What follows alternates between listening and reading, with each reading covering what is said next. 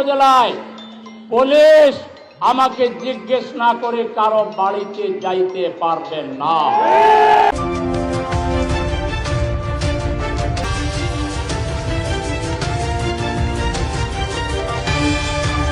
আমি যদি নির্বাচিত হই, এই 2 উপজেলায় পুলিশ আমাকে জিজ্ঞেস না করে কারো বাড়িতে যাইতে পারবেন না।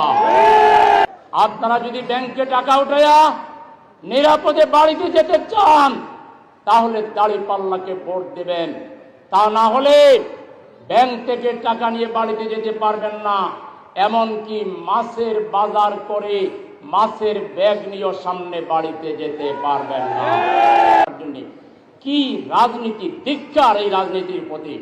কেউ বাড়ি বানাচ্ছে, তোমাকে যে চাঁদা দিতে হবে। কেউ দোকান তৈরি করছে, তুমি রাজনীতির নোংরা কীট, তোমাকে চাঁদা দিতে হবে।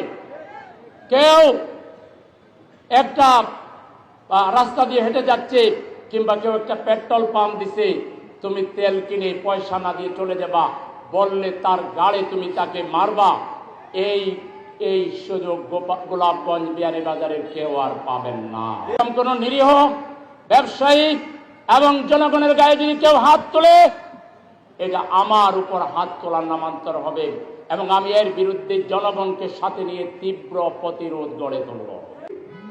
আমরা এমন একটা বাংলাদেশ চাই, যেই বাংলাদেশে মামলার নামে নিরীহ জনগণকে, সম্মানিত মানুষকে, আমরা সিলেটের মানুষেরা আত্মসম্মানবোধ আমাদের রয়েছে।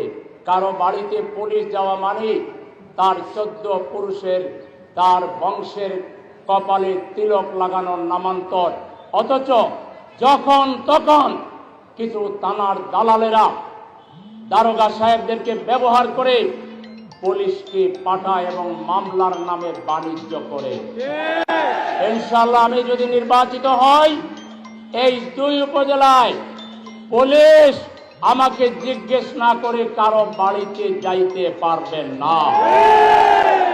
তাদেরকে যথেষ্ট প্রমাণ দিতে হবে, যার বাড়িতে যাচ্ছে তার বিরুদ্ধে কোনো অভিযোগ আছে।